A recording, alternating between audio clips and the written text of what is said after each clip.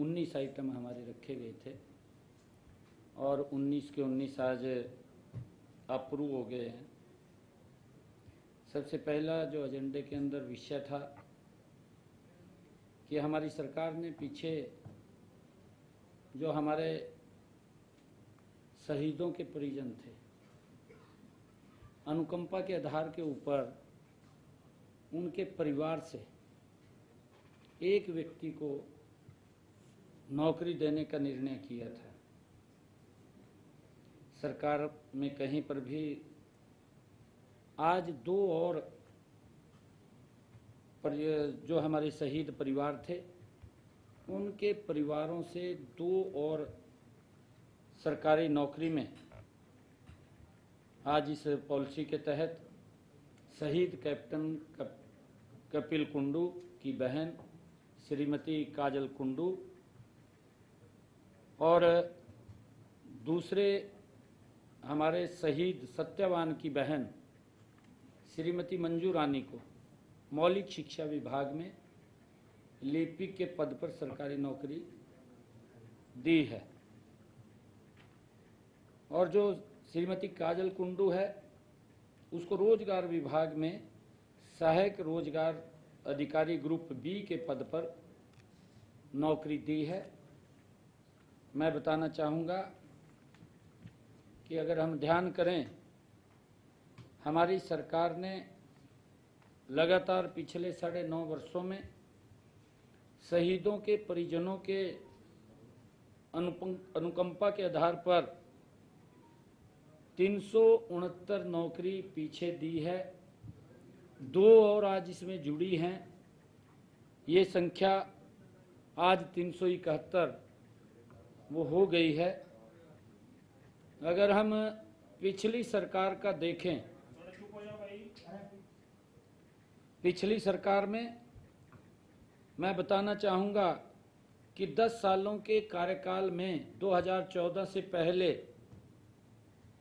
प्रदेश में मात्र 6 शहीदों के परिजनों को ही सरकारी नौकरी दी गई थी।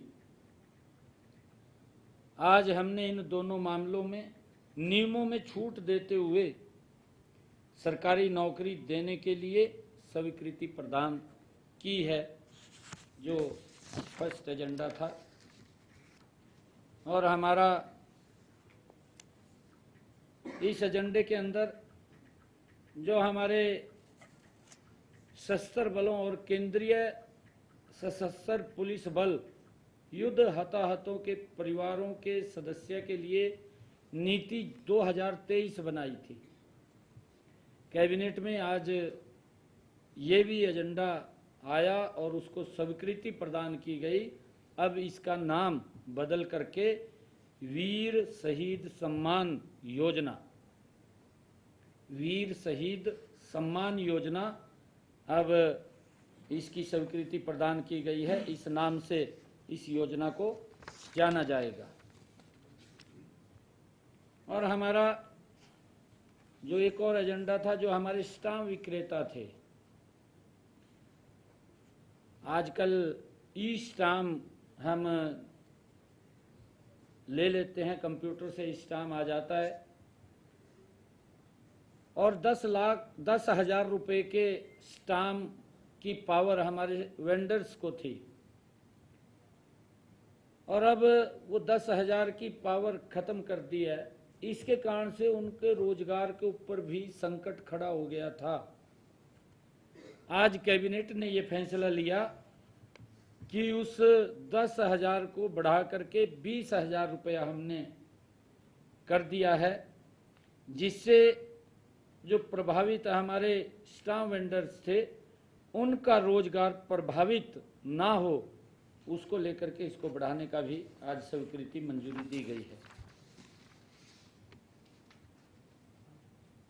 और हमारे जो मेडिकल कॉलेज हैं उसमें डेंटल और नर्सिंग कॉलेजों में जो बन करके तैयार हुए हैं, क्योंकि अभी हमने ये निर्णय इसके तहत लिया है, इस नीति को मंजूरी दी है कि वो कॉन्ट्रैक्चुअल बेस के ऊपर उसमें जो खाली पद हैं उनको जब तक वो स्थायी पद वहां पर नहीं आते तब तक कॉन्ट्रैक्चुअल से उन पदों को शीघ्र ही वो भरे जाएंगे, उसकी भी आज हमने स्वीकृति प्रदान की है।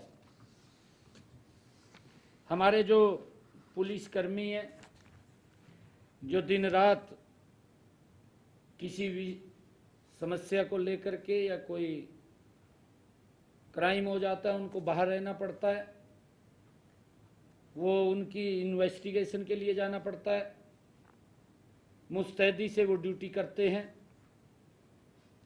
उनका जो हरियाणा सिविल सेवा यात्रा भत्ता संशोधन नियम 2016 में भी ये हमने इस संशोधन को मंजूरी दी है कि अब वो 10 दिन की बजाय उनके दैनिक भत्ते की सीमा 10 दिन से बढ़ा करके उसको 20 दिन कर दिया गया है, क्योंकि कई बार उसको 10 दिन से ज़्यादा लग जाते थे और उसको 10 दिन का ही उसको भत्ते मिलते थे, परंतु 10 दिन से ज़्यादा नहीं मिलता था। अब उसको 20 दिन कर दिया है ताकि उनको इस दिक्कत ना आए, उनको पूरा उसके भत्ते मिले, इसको भी आज हमने मंजूरी दी है।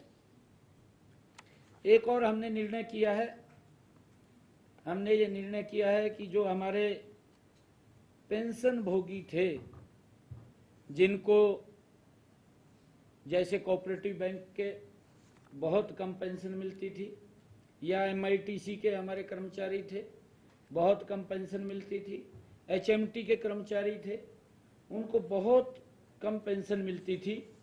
आज मंत्रिमंडल ने इस प्रस्ताव को भी मंजूरी दी है ताकि सरकार द्वारा दिए गए भत्ते और EPF पेंशन का कुल योग भी अगर उनके कम पेंशन है तो 3,000 रुपये तो उनको ये प्रति माह मिलेगी और समय समय पर भी इसको संशोधित किया जाएगा। इसको वृद्धा पेंशन के बराबर वो देने का निर्णय आज हमारी मंत्रिमंडल की इस प्रस्ताव के अंदर मंजूरी इसको भी दी गई है। इसके अंदर लगभग काफ़ी संख्या में हैं जो लगातार वो घूमते भी रहते थे और इसकी मांग भी कर रहे थे। कोऑपरेटिव बैंकों के हैं, HMT के भी काफ़ी हैं और हमारे जो MITC के हैं वो तो कम ही संख्या है, परंतु है वो भी अभी भी वो भी संख्या है।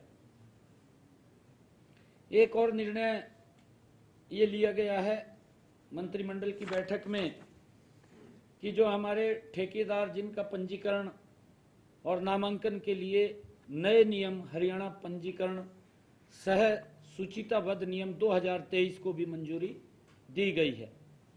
ये नियम पंजीकृत सह सूचीबद्ध ठेकेदारों द्वारा बयाना राशि EMD जमा करने से छूट प्रदान की गई है ताकि वो अपने व्यापार को आसानी से आगे बढ़ा सके, उसके लिए भी आज ये निर्णय किया है। एक और आज मंत्रिमंडल में कुछ निर्णय और किए गए हैं कि हमारे जो किसान हैं और वो बिजली का स्वैच्छिक लोड बढ़ाने की आवश्यकता समझते हैं, इसके लिए 15 दिन का समय हमने दिया है। 1 जुलाई से ये हमारे किसान वो अपना ट्यूबवेल का, एग्रीकल्चर ट्यूबवेल का वो स्वैच्छिक लोड बढ़ा सकते हैं, उससे इस योजना के तहत उसका लाभ ले सकते हैं। 1 जुलाई से शुरू है, 15 जुलाई वो लोड बढ़वा सकते हैं। उसके अंदर कोई नॉमिनल वो जो प्रेस नोट जाएगा उसके अंदर आ जाएगा, हमने उसको मंजूरी दी है। कोई नॉमिनल चार्ज होगा, उसको कोई ज़्यादा चार्ज नहीं है। और हमने ये भी निर्णय किया है, एग्रीकल्चर से ये संबंधित है कि 31 दिसंबर 2023 तक जिन भी किसान भाइयों ने कनेक्शन के लिए आवेदन किया है,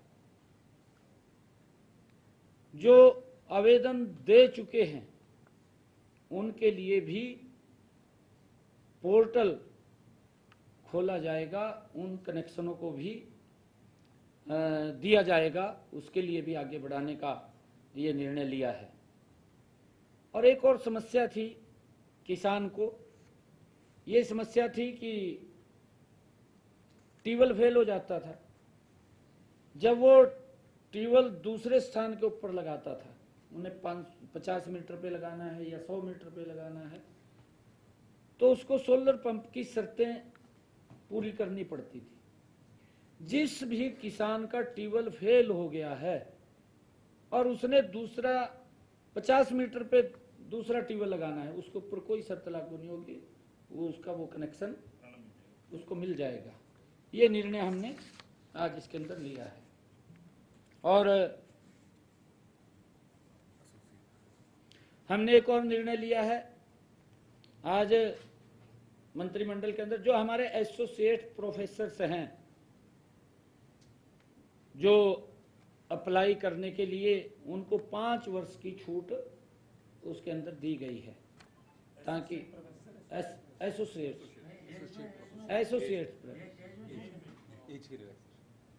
एज में रिलैक्सेशन दिया गया, 5 साल का रिलैक्सेशन दिया गया है। और एक मुझे बड़ी एसोसिएट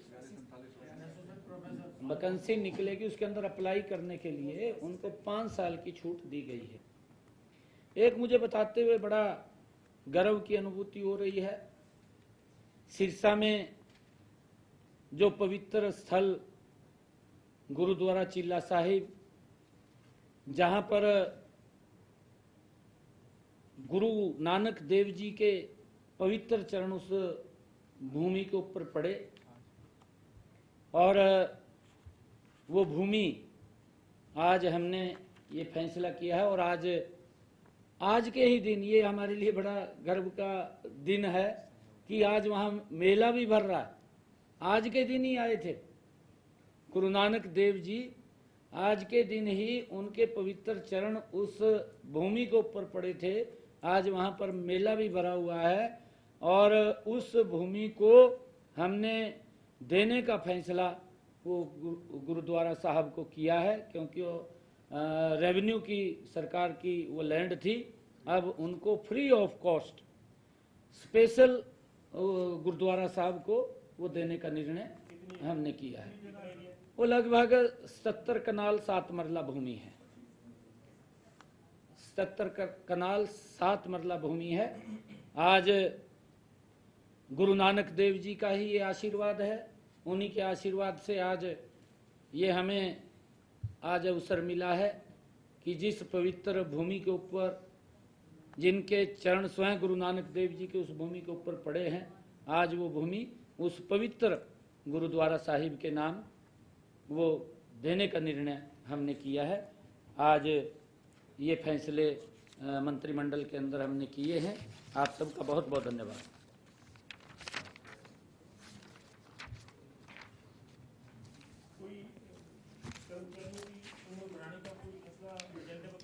जदों होगा बताएंगे आपको। थैंक यू, आप सबको बहुत बहुत बधाई। हाँ, एक एक करके सवाल पूछो, एक एक करके।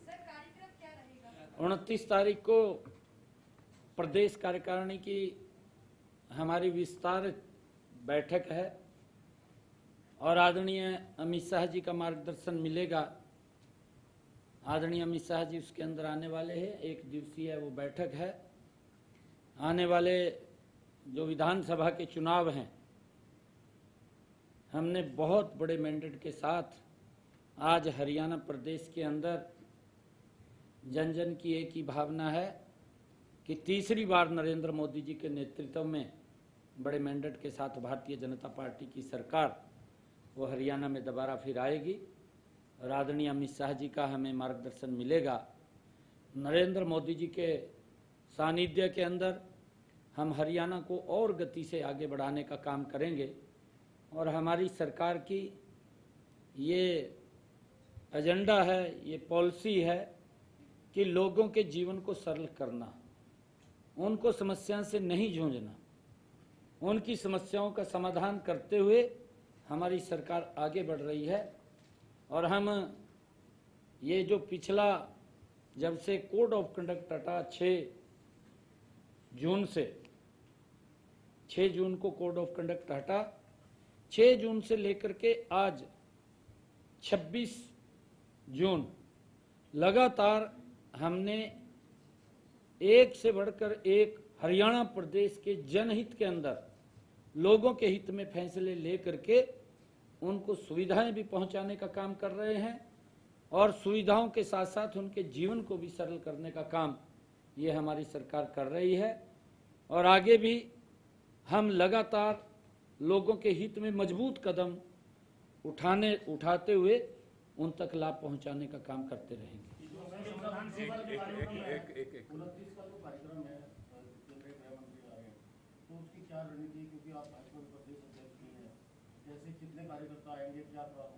मैंने कहा है कि हमारी ये प्रदेश कार्यकारिणी विस्तारित प्रदेश कार्यकारिणी होगी, जिसमें लगभग 3000 डेलीगेट्स आएंगे,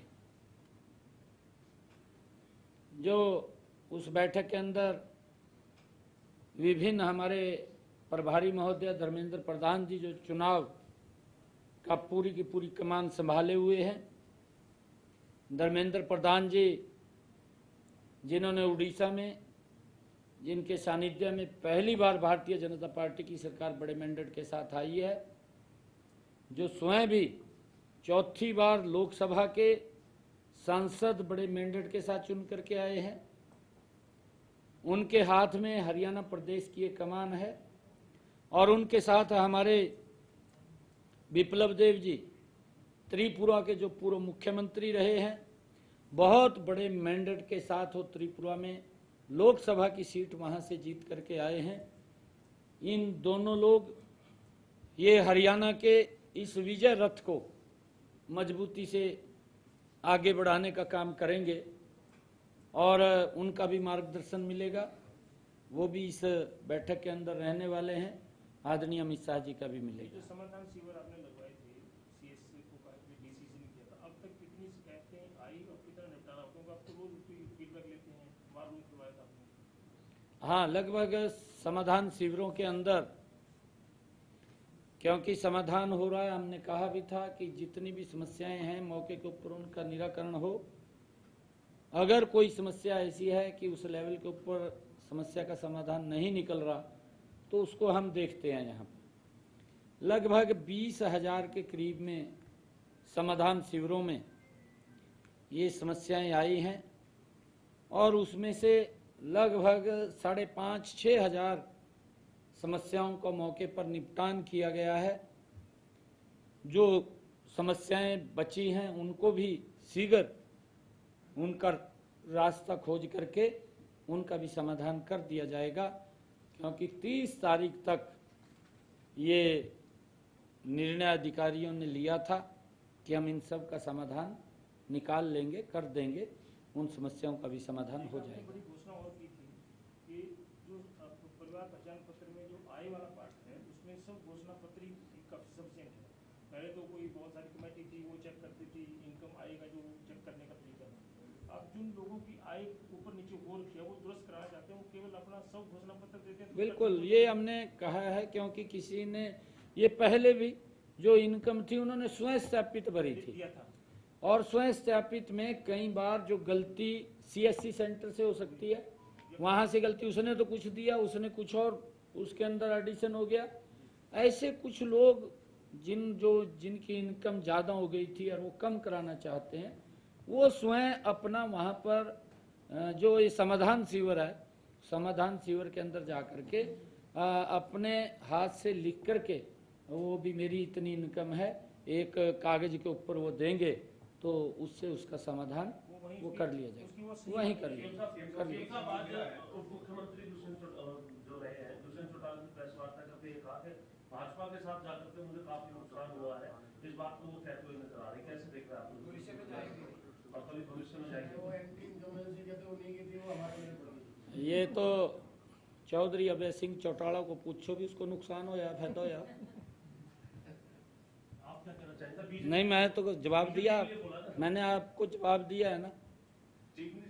देखिए, भारतीय जनता पार्टी कभी भी अपने सहयोगी दल के वो उसके सम्मान के लिए काम करती है। और एनडीए का जब निर्माण हुआ, आज तक भी एनडीए के सभी सहयोगी मुस्तैदी से और मजबूत तरीके से चल रहे हैं। अगर कोई एनडीए को छोड़ करके जाता है, उसके अपने कोई हेतु होते हैं, वो हमारे हेतु के कारण नहीं जाता। सीएम साहब, दुष्यंत चौटाला ने आज प्रेस कॉन्फ्रेंस की उसमें कहा कि कानून व्यवस्था बिल्कुल बिगड़ी हुई है। आप सिर्फ मंच पर बात कहते हैं और सीएम साहब से होम विभाग आपके पास है, फिर भी कानून व्यवस्था संभल नहीं रही है। हरियाणा में अपराध बढ़ रहा है। अलग से होम मिनिस्ट्री की कई जगह सर धमकियों को लेकर के भी आगे गोलियां चली हैं, आप भी सब तरीके से। देखिए, हमने ये पीछे मैंने कहा था कि कानून व्यवस्था को सुदृढ़ करना, कानून व्यवस्था को मजबूत करना, और वो किसी भी हद तक जाकर के अगर हमें मजबूत करनी पड़ी तो उसको करेंगे, उसके लिए कोई समझौता नहीं है। और मैं इस बात से श्योर करता हूं हरियाणा के 2,80,00,000 लोगों को कि जब तक भारतीय जनता पार्टी की सरकार है उनको चिंता करने की जरूरत नहीं है। और शीघ्र ही जो इस प्रकार के लोग हैं जो गुंडा प्रवृत्ति के हैं या कोई इस प्रकार की धमकी दे रहे हैं, सख्त एक्शन, कोई छोटा एक्शन नहीं होगा, बिल्कुल सख्त एक्शन होगा। सर, कांग्रेस और जेजेपी की तरफ से कहा जा रहा है कि वो राज्यपाल से मांग करेंगे कि जल्द से जल्द राष्ट्रपति शासन लागू किया जाए और चुनाव हो, क्योंकि सरकार अल्पमत में है।